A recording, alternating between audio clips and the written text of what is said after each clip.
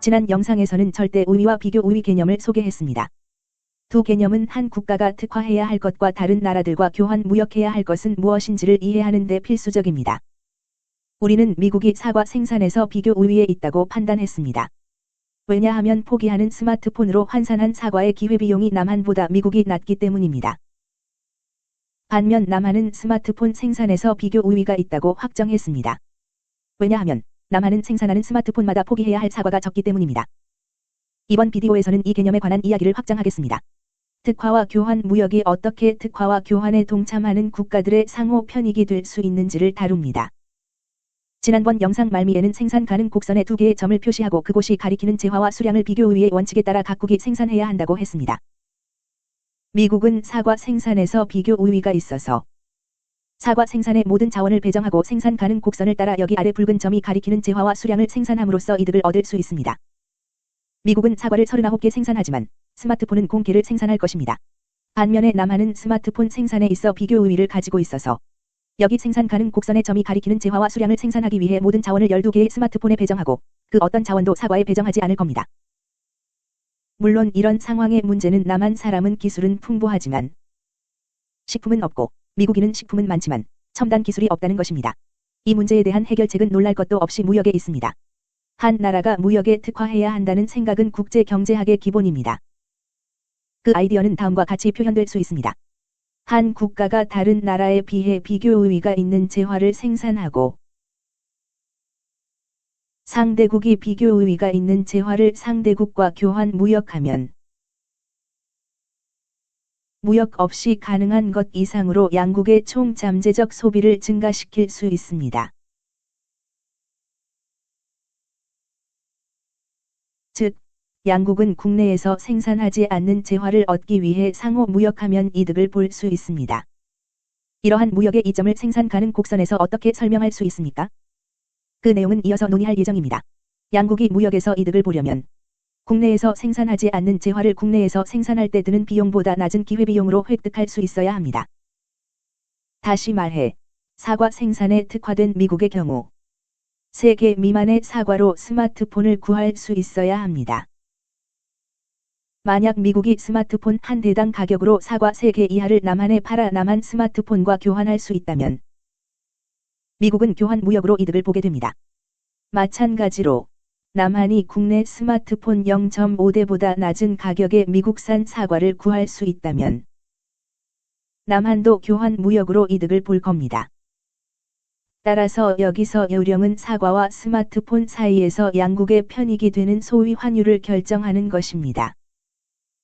여기서 말하는 개념은 실질 환율이라고 할 수 있습니다. 보통 환율을 이야기할 때 우리는 통화를 말합니다. 말하자면 하나의 화폐를 다른 화폐로 표시한 가격입니다. 하지만 여기 단순한 생산 가능성 분석에서 통화는 아무런 역할도 없습니다. 사실 교환되고 있는 것은 사과와 스마트폰입니다. 그래서 여기서 말하는 환율은 스마트폰으로 환산된 사과의 가격을 말합니다. 반대의 경우도 마찬가지입니다. 다시 말해, 우리는 기회비용에 관해 이야기하고 있습니다. 양국이 상호 편익이 되는 사과와 스마트폰 가격에 합의할 수 있다면, 즉, 각국이 국내에서 생산하는 것보다 더 낮은 가격으로 상대국의 다른 재화를 획득할 수 있으면, 양국은 무역을 통해 이득을 봅니다. 예를 들어, 만약 남한이 사과 하나의 스마트폰 0.5대보다 낮은 가격으로 미국산 사과를 수입할 수 있다면, 남한은 무역을 통해 이득을 봅니다. 예를 들어, 만약 사과 한 개에 대해 남한 스마트폰 0.4대의 가격을 치른다면, 이것은 남한 사과의 기회비용보다 더 나은 겁니다. 스마트폰으로 환산한 1A 등호 4S의 환율은 무엇인가요? 사과 하나의 스마트폰 0.4대를 치려야 한다면, 스마트폰 한 대당 몇 개의 사과를 비용으로 내야 하는지 알아봅시다. 양변을 0.4개로 나눌 수 있고, 우리가 얻는 것은 스마트폰 한 대당 사과의 가격은 2.5개입니다. 그걸 미국 내 스마트폰 가격과 비교하면 어떻습니까? 미국 내에서 스마트폰 한 대를 생산하기 위해서는 사과 3개를 포기해야 하지만 미국인이 남한 스마트폰을 사과 2.5개의 가격으로 구할 수 있다면 미국은 무역을 통해 이득을 볼 수 있습니다. 따라서 우리가 여기서 확정한 사과 한 개는 0.4대의 스마트폰과 같고 스마트폰 한 대가 2.5개의 사과와 같다는 환율은 남한과 미국 모두의 상호 편익이 될 수 있습니다. 왜냐하면 이 두 가지 가격 모두가 해당 국가가 특화하지 않은 재화를 자국에서 생산하는 경우보다 값이 낮기 때문입니다. 이들 환율을 이용하여 남한과 미국이 생산 가능 곡선에서 교환 무역을 통해 누릴 수 있는 잠재적인 이득을 설명해 봅시다.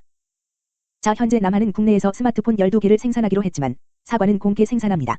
그러나 남한은 스마트폰 한 대에 사과 2.5개를 교환 무역하는 게 가능합니다.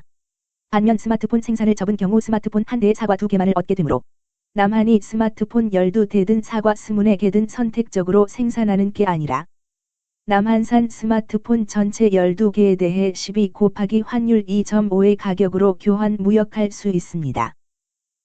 계산하면 사과 30개와 같습니다. 따라서 남한은 특화와 교환 무역을 통해 최대 30개의 사과를 소비할 수 있겠지만 교환 무역이 없이는 최대 20개의 사과밖에 소비할 수 없을 겁니다.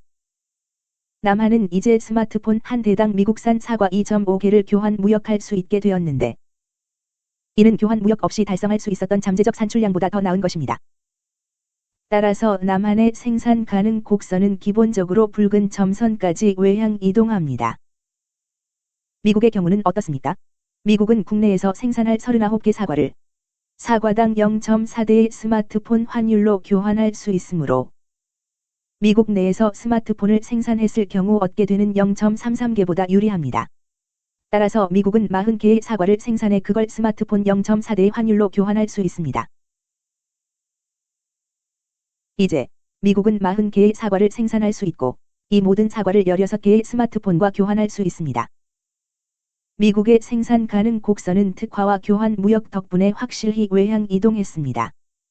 이제는 사과와 스마트폰을 모두 국내에서 생산할 때 소비할 수 있었던 것보다 더 많은 양을 소비할 수 있게 되었습니다. 녹색 점선은 남한과의 교환 무역과 특화의 결과로 얻은 미국의 신규 교환 무역 가능성 곡선을 나타냅니다.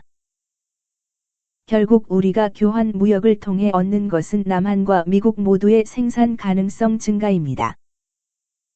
물론 이들 국가가 실제로는 두 재화 모두를 더 많이 생산할 수는 없지만 이들 국가의 사람들은 특화 덕분에 두 가지 재화를 더 많이 소비할 수 있을 것입니다. 교환 무역으로 인한 신규 생산 가능 곡선의 외향 이동은 미국인과 남한인들이 교환 무역 덕분에 현재 소비할 수 있는 재화의 조합을 나타냅니다. 예로 제가 X지점이라고 부르는 이 지점은 즉 대략 스마트폰 6대와 사과 15개 획득하는 조합은 남한이 사과와 휴대전화를 모두 생산하려고 했다면 불가능했을 겁니다. 마찬가지로 제가 Y라고 부르는 이 지점은 미국이 사과와 휴대전화를 모두 생산하고 있을 때는 불가능했을 것입니다. 그러나 미국이 사과에 특화하고 남한이 휴대폰에 특화하고 상호 교환 무역이 이루어진 후로 이제 X지점과 Y지점이 가능합니다. 따라서 교환 무역으로 미국과 남한에 거주하는 보통 사람의 생활 수준이 향상되었습니다. 여기서 우리가 한 분석은 물론 매우 단순화한 것입니다. 국가 간의 모든 무역이 그 나라에 사는 모든 사람에게 이득이 되지는 않습니다. 그러나 비교 우위와 특화라는 이번 분석의 핵심 개념들은 실제 세계에서 국가 간의 무역이 이루어지는 방식을 이해하는 데 매우 중요합니다. 모든 스마트폰을 남한에서 제작하지 않으며 모든 사과를 미국에서 재배하는 것도 아닙니다. 하지만 미국은 특정 농산물 생산에 특화하는 경향이 있고 반면에 남한은 특정 첨단 기술 재화 생산에 특화하는 경향이 있는 건 사실입니다. 왜 각 국가가 해당 재화에 특화할까요? 물론 각국에 주어진 자원 역량과 관련이 있습니다. 남한에는 많은 숙련 노동자와 자본이 있고 미국은 많은 땅을 가지고 있습니다. 그 땅은 사과 재배에 적합합니다. 자본과 고숙련 노동자는 휴대전화 생산에 적합합니다. 여기서 아이디어는 한 나라가 다른 나라들과의 무역을 통해 이득을 보고 싶다면 비교 우위에 따라서 국내 자원을 어떻게 배정할지를 결정해야 한다는 겁니다. 한 국가가 비교 우위가 있는 재화 생산에 특화하고 그 재화를 다른 나라에서 생산된 재화와 교환 무역을 하면 전체 재화에 대한 국내 총소비가 증가할 수 있습니다. 국가 간 무역이 시간 경과에 따라 그 나라 사람들의 생활 수준을 전반적으로 높여준 것은 의심의 여지가 없습니다. 또한 무역으로 국내에서 생산할 수 없는 재화를 소비할 수 있게 되었습니다. 무역이 없었다면 재화를 국내에서 생산할 수 있었겠지만 높은 기회비용이 소요되는 만큼 훨씬 높은 가격을 들여야 재화 소비가 가능했을 겁니다.